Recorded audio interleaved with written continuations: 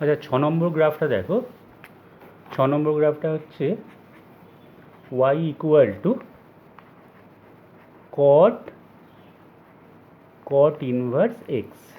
ঠিক আছে, তো কট ইনভার্স এক্স এখানে দেওয়া আছে আর বাইরে আছে কট। তাহলে ফার্স্টে আমরা ডোমেন অফ দ্য ফাংশান দেখছি। হ্যাঁ, ডোমেন অফ দ্য ফাংশান কী হবে, এইখানে এক্সের মধ্যে পারমিসিবল ভ্যালুগুলো আমাকে দেখতে হবে। ঠিক আছে, তাহলে এক্সের মধ্যে পারমিসিবল ভ্যালু কী আছে, আমরা কট ইনভার্স এক্সের ডোমেন কী বলেছিলাম, কট ইনভার্স এক্সের ডোমেন হচ্ছে এনি রিয়েল নাম্বার। মনে পড়ছে কট ইনভার্স এক্সের গ্রাফটা? কট ইনভার্স এক্সের গ্রাফ কেমন ছিল? কট ইনভার্স এক্সের গ্রাফটা আরেকবার দেখিয়ে দিচ্ছি, দেখো।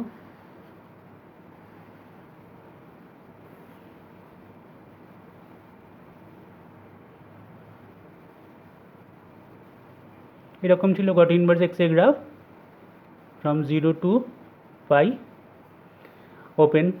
ঠিক আছে, তাহলে কট ইনভার্স এক্সের গ্রাফটা পুরো নাম্বার লাইন জুড়ে ছিল। হ্যাঁ, তার মানে কি, কট ইনভার্স এক্সের এক্সে যে কোনো নাম্বারই আমি দিতে পারি। হ্যাঁ, যে কোনো ভ্যালু দিতে পারি, রিয়েল নাম্বার। তাহলে এই পুরো ফাংশানটার ডোমেন কী হয়ে যাবে, রিয়েল নাম্বার। ঠিক আছে, এবার দেখো কট ইনভার্স এক্স তাহলে কী রেঞ্জ দেবে, রেঞ্জটা কী হবে, রেঞ্জ হচ্ছে from 0 to pi open, from 0 to pi open, সেটা কট নেবে। ঠিক আছে, তাহলে এবার কটের গ্রাফ।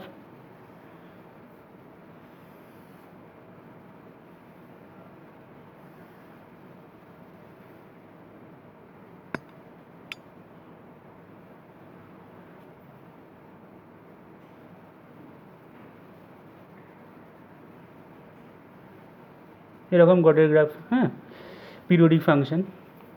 ঠিক আছে, তো কালে এখানে দেখো, এখানে কিন্তু এটা পাই/2 হবে। হ্যাঁ, কারণ কট পাই/2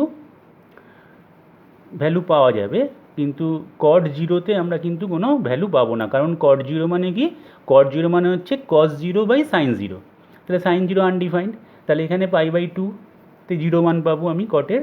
তাহলে এখানে এটা হবে জিরো, আর এখানে হবে এটা পাই। ঠিক আছে, এটা হবে 3π/2, এরপরে এটা হবে 2π। Clear?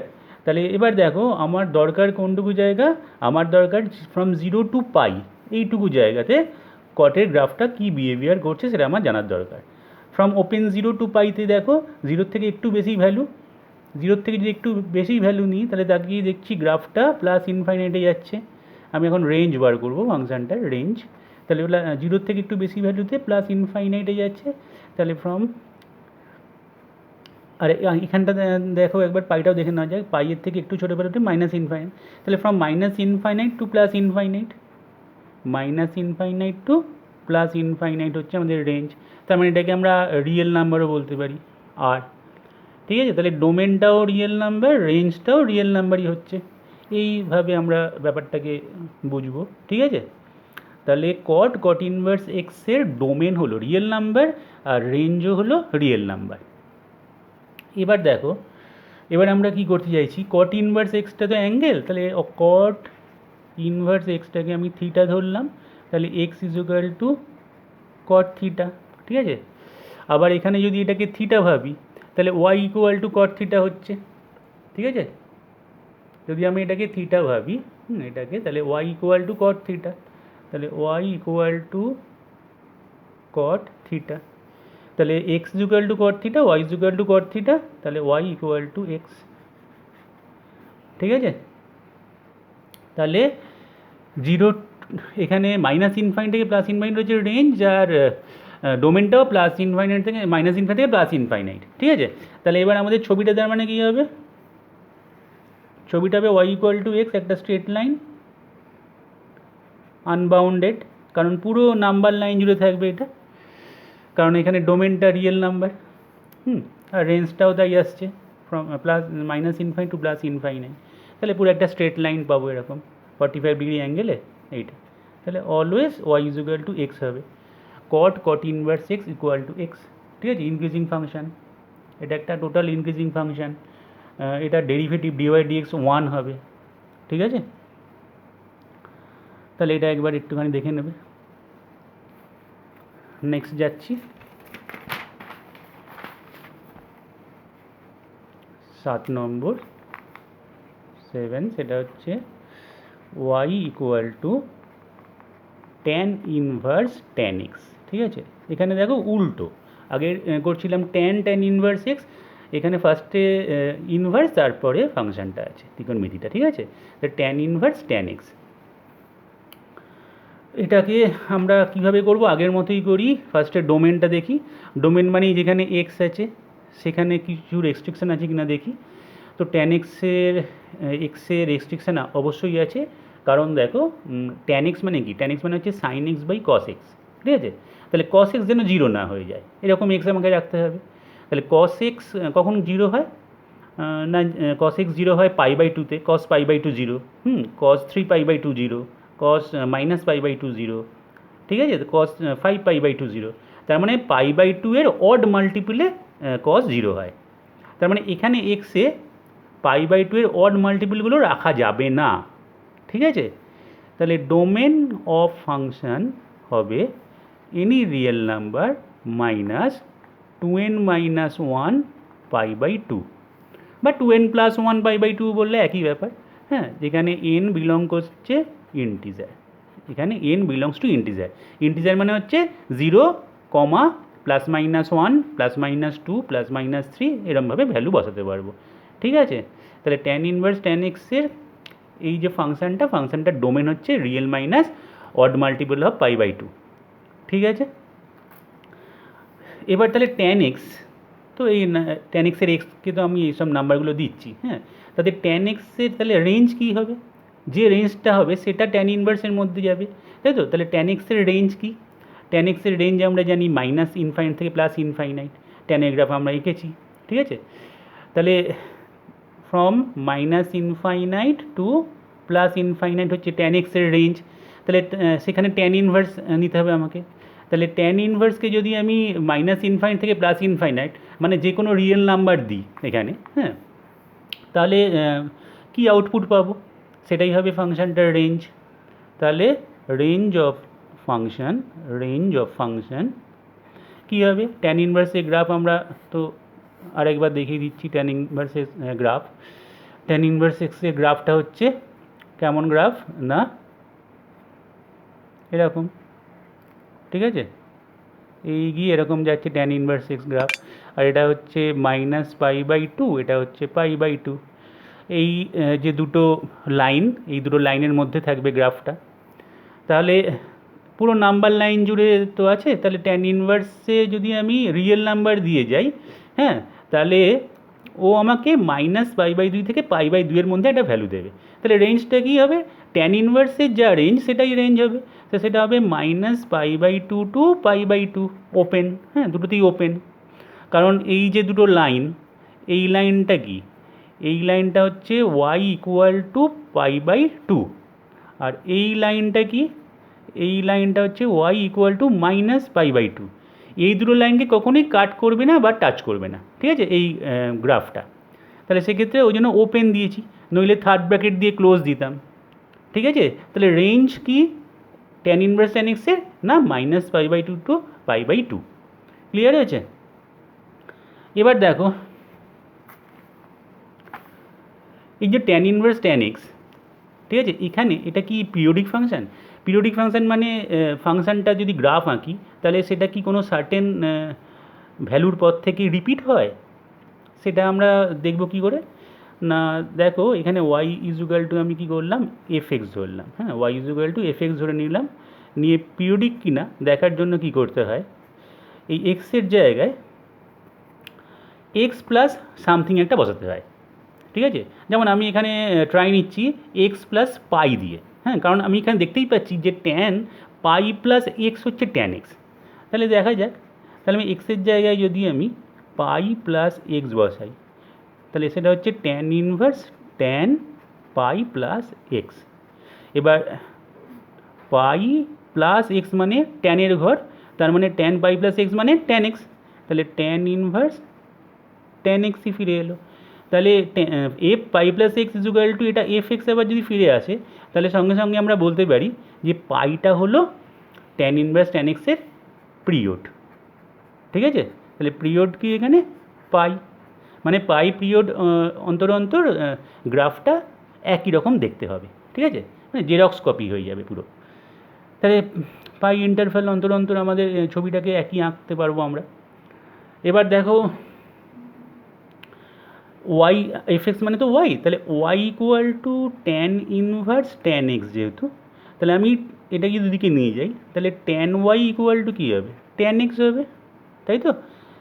Tan inverse tan x যদি ওয়াই হয় তাহলে tan y equal to tan x. এবার আমরা 11-এ কী পড়েছিলাম, যে ট্যান থিটা সমান ট্যান আলফা হলে, তাই তো, জেনারেল সলিউশন মনে রাখো যে tan theta is equal to যদি ট্যান আলফা হয় তাহলে theta is equal to n pi plus alpha, যেখানে এন বিলংস টু ইন্টিজার, এই তো ছিল।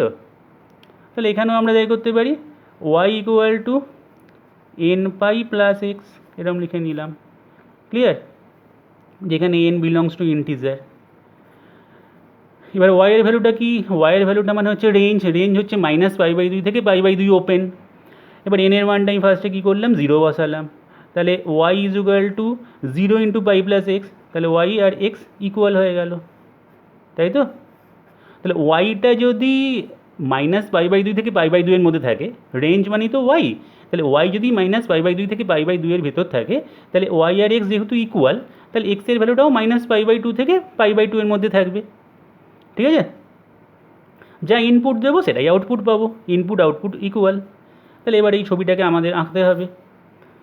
তো আমরা পিরিয়ডটাও জানি যে পাই, আবার এখানে দেখো আমাদের রেঞ্জটা হচ্ছে -π/2 থেকে π/2, তাহলে -π/2 থেকে π/2 এর মধ্যে আমি যদি π/2 থেকে -π/2টা মাইনাস করি, তাহলে এই যে ডিস্টেন্সটা, হ্যাঁ, π/2 আর -π/2 এর মধ্যে ডিস্টেন্স কত, ডিস্টেন্সটা পাচ্ছি π/2 + π/2 মানে পাই ডিস্টেন্স, ঠিক আছে। তাহলে এই পাই ডিস্টেন্সেই আমাদের এটা হচ্ছে আমাদের পাইটাই তো আমাদের পিরিয়ড। তাহলে আমি ফার্স্টে কী করছি দেখো,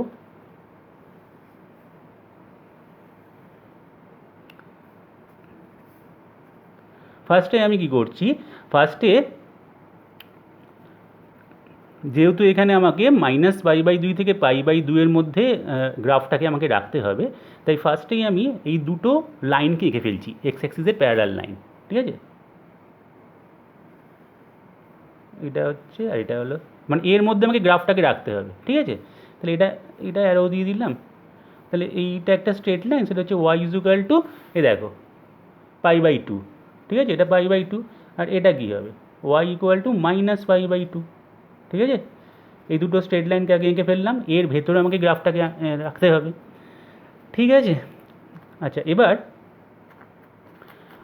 Y is equal to x আঁকতে হবে আমাকে, y is equal to x আমি আঁকবো। আচ্ছা, যখন এখানে দেখো এইখানটাতে ওয়াইয়ের মান যখন এইখানটা বলাই আছে -π/2 থেকে π/2, তখন এক্সের মানটা যেহেতু ওয়াইয়ের সঙ্গে এক্স ইকুয়াল, তাহলে ওটাও -π/2 থেকে π/2 হবে এক্সের মান। তাহলে এখানেও আমি -π/2 আর +π/2 করলাম, ঠিক আছে। নিয়ে এই লাইন থেকে এইখানে একটা মূল বিন্দু আমি সরলরেখা এরকম আঁকলাম, মানে রেখাংশ, লাইন সেগমেন্ট, এই দুটো জায়গা আমাদের থাকবে না কারণ ওপেন আছে, ঠিক আছে। এই ছবিটা আঁকলাম, এটা হলো -π/2 আর এটা হলো π/2, এটা 0, ঠিক আছে। তাহলে এবার দেখো আমি -π/2 থেকে π/2 এর মধ্যে গ্রাফটা এঁকে ফেলেছি। এই ডিস্টেন্সটা দেখিয়েছিলাম এইখানটা, এই ডিস্টেন্সটা ছিল পাই, হ্যাঁ, এই ডিস্টেন্সটা ছিল পাই। তাহলে পাই ইন্টারভালের এরপরে আরও পাই যদি আমি যাই, তো সেখানে একই ছবি দেখতে পাবো, তাই না, এই ছবিটাই রিপিট হবে, বোঝা গেছে। তাহলে এটাকে আমি দেখানোর জন্য কি করলাম, আচ্ছা এখানেও আরেকটা পয়েন্ট নিলাম সেম ডিস্টেন্সে, এখানে আরেকটা পয়েন্ট নিলাম সেম ডিস্টেন্সে, ঠিক আছে।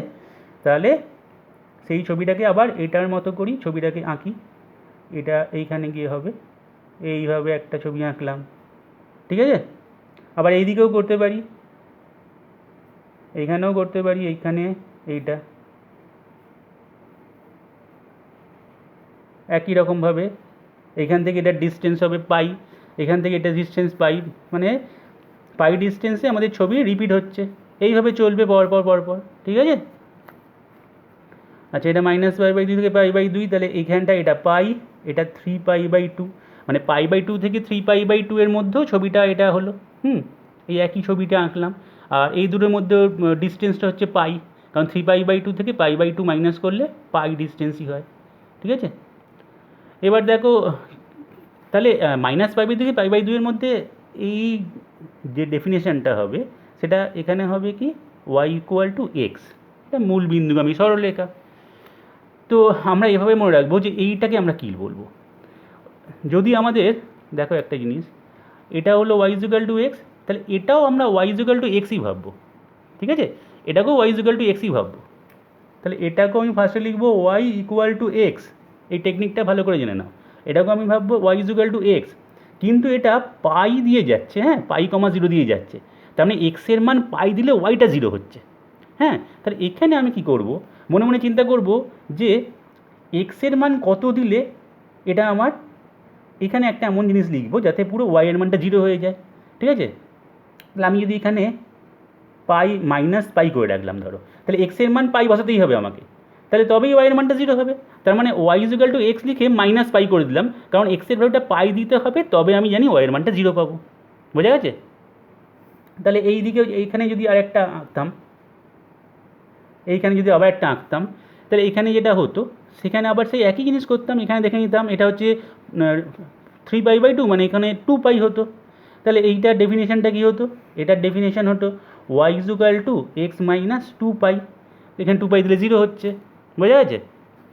এই দিকটা দেখো, এদিকটা এইটা একই হবে, y = x-ই হবে, এদিকে আছে মানে y = x, এটা প্যারালাল হবে, একটু বেঁকে গেছে। তাহলে y = এখানটা আমি x প্রথমে লিখে নিলাম, নিয়ে দেখলাম যে কোথায় গিয়ে কাট করছে এক্স অ্যাক্সিসকে, তো আমি দেখতে পাচ্ছি এটা -π/2, এখানে -π, এটা হ্যাঁ, এটা -π, ঠিক আছে। তাহলে এক্সের মানটাকে এমন দিতে হবে, হ্যাঁ, যেটাতে আমাকে এখানে এক্সের মানটা তো -π এখানে আমাকে বসাতেই হচ্ছে, অথচ ওয়াইকে আমাকে 0 করতে হবে। তাহলে আমি যদি এখানে +π দিয়ে দিই, হ্যাঁ, তাহলে এখানে এবার যদি আমি -π এখানে বসাই, তাহলে আমার ওয়াইটা 0 হবে। এইভাবে আমি ব্যালেন্স করে নেবো যে এক্স +π, এক্সটা রাখবো, নিয়ে এবার দেখবো যে আমি এখানে এক্সের জায়গায় -π বসাচ্ছি, অথচ আমাকে ওয়াইকে 0 করতে হবে, তাহলে -π আছে মানে +π, ঠিক আছে। যেমন এখানটায় কী করেছিলাম, এখানে আমি এক্স লিখেছিলাম, y = x লিখে রেখেছিলাম, তারপরে আমি দেখছিলাম যে এক্সের জায়গায় আমাকে পাই বসাতে হবে, তাহলে y = π হচ্ছে, অথচ ওয়াইকে আমাকে 0 করতে হবে, তাই জন্য আমি -π করে দিয়েছি। এইভাবে মনে রাখবে, তাহলেই হবে, ঠিক আছে। তো এই হলো গ্রাফ। তাহলে আমরা বলতে পারি -π/2 থেকে π/2 এর মধ্যে tan ইনভার্স tan x-কে আমরা x বলবো, হ্যাঁ। tan ইনভার্স tan x-কে x তখনই বলা যাবে যদি -π/2 থেকে π/2 এর মধ্যে থাকে, আর যদি তার থেকে এদিকে বেরিয়ে চলে আসে, যে π/2 এর থেকে বেশি হয়ে যায়, তখন এই ব্রাঞ্চে চলে আসবে, তখন দেখবো আমরা, তখন অ্যান্সার কী দেবো, যে x - π, মানে এখানে যা আমাকে ইনপুট দেবে সেই ইনপুট -π, ঠিক আছে। ইনপুটটাকে আমাকে লক্ষ্য করতে হবে ফার্স্টে, যে কোন ব্রাঞ্চে গিয়ে পড়ছে, এখানে পড়ছে না তারপরে আছে, না আরও দূরে আছে, না বাঁদিকে আছে, নাকি -π/2 থেকে π/2 এর মধ্যেই আছে। যদি -π/2 থেকে π/2 এর ভেতর থাকে, তাহলে সঙ্গে সঙ্গে আমরা বলে দেবো যে y = x, ঠিক আছে। এছাড়া কিন্তু আমরা tan ইনভার্স tan x-কে x বলতে পারবো না, এই কারণের জন্য। এই জায়গাগুলো একটু খেয়াল রাখবে, ঠিক আছে।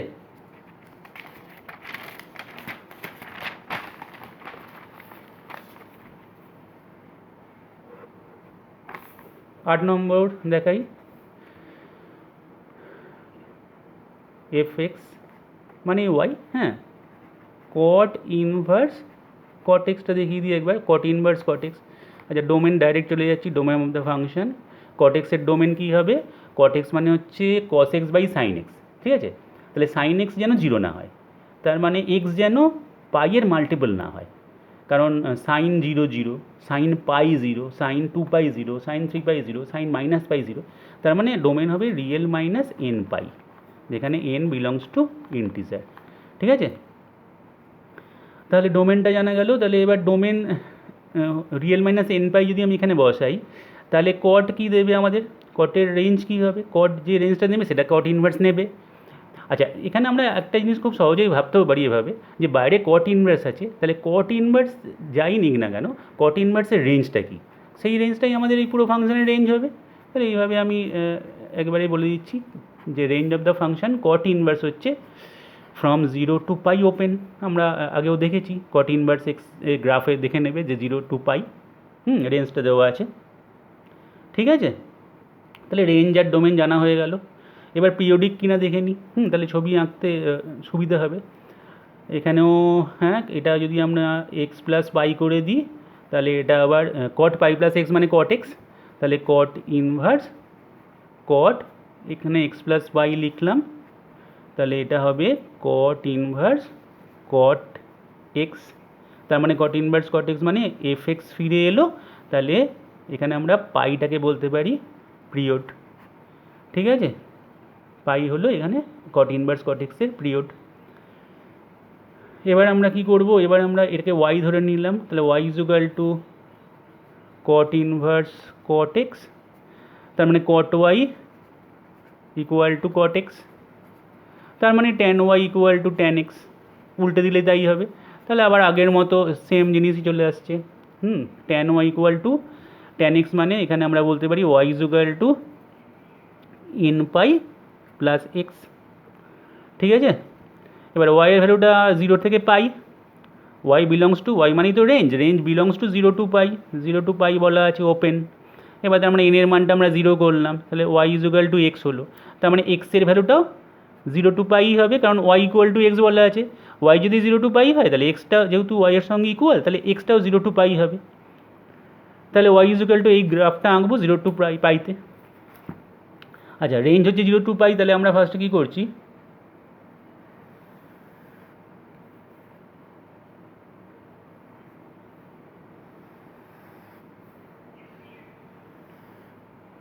ফার্স্টে যে দুটো লাইনের মধ্যে গ্রাফটা থাকবে সেই দুটো লাইনকে এঁকে ফেললাম। হ্যাঁ, একটা হচ্ছে এই যে রেঞ্জ 0 টু পাই, তাহলে এটা হচ্ছে ওয়াই ইকুয়াল টু 0 মানে এক্স অ্যাক্সিসটা এটা, ঠিক আছে। আর এইটা হলো ওয়াই ইকুয়াল টু পাই, এই লাইনটা, ঠিক আছে। এর মধ্যে আমাকে গ্রাফটাকে রাখতে হবে, ঠিক আছে। আচ্ছা,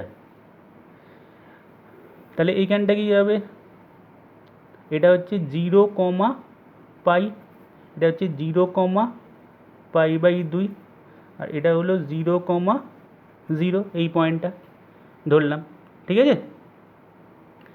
এবার দেখো, এবার আমাদের ছবিটা আঁকতে হবে y equal to x from 0 to pi, ঠিক আছে। তাহলে এখানে আমি যদি এখানে ধরো এখানে পাই দিলাম 0 টু পাইতে, তাহলে আমাকে ওয়াই ইজুগাল টু এক্স মানে কি, ওয়াই ইজুগাল টু এক্স মানে 0 0 দিয়ে যাবে এটা, তাহলে এটা আমরা এইভাবে একটা ছবি আঁকবো এরকম, এই ওয়াই ইজুগাল টু এক্স এরকম ছবি হবে, আর এখানে ওপেন হবে, এইখানেও কিন্তু ওপেন হবে, ঠিক আছে, কারণ 0তে ওপেন দেওয়া আছে। এইভাবে নামালাম, আবার এখানে ওপেন, এইখানটাতে আবার, আচ্ছা এখান থেকে এটা, এটা তো আমরা কী করেছিলাম, এটা পাই, ঠিক আছে, এটা হলো পাই, এখান থেকে এটা হলো পাই ডিস্টেন্সে আছে, পিরিয়ডটাও পাই, তাহলে এবার এটাই রিপিট হবে এখানে, ঠিক আছে। আবার এই ছবি রিপিট হবে, এইটা এখানেও কিন্তু ওপেন এটা, হ্যাঁ, আবার এই ছবি রিপিট হবে এরকম, এখানেও ওপেন এখানেও ওপেন, এইভাবে চলছে রিপিট, এদিকেও হবে, এখানেও ওপেন এখানেও ওপেন, যেহেতু ওয়াই ইজুগাল টু পাই লাইনে কিন্তু গ্রাফটা টাচ বা কাট করবে না, ঠিক আছে। তাহলে এইভাবে চলবে ছবি, একই জিনিস এরমভাবে চলে যাবে, সব ওপেন থাকবে এইখানে, ঠিক আছে। তাহলে এখানে দেখো এই জায়গাটা আমাদের কি বলতে পারি, এইখানটা আমরা যখন কী করছি ফ্রম 0 টু পাই, সেখানে আমরা বলছি ওয়াই ইকুয়াল টু এক্স, ঠিক আছে। ফ্রম 0 টু পাই আমরা এখানে এটাকে বলছি ওয়াই ইজুগাল টু এক্স, এই যে দেখা যাচ্ছে এখানে। তাহলে এবার দেখো এইখানে যেটা হবে, এটাকে আমরা কি বলবো, এটাকে আমরা আগের মতোই এটাকে আমরা লিখে নিলাম ওয়াই ইজুগাল টু এক্স লিখলাম, যেহেতু এটাও এক্স আছে তাহলে এটাও এক্সই হবে, হ্যাঁ, এই যে এটাও এক্সই হবে, এদিকেই আছে।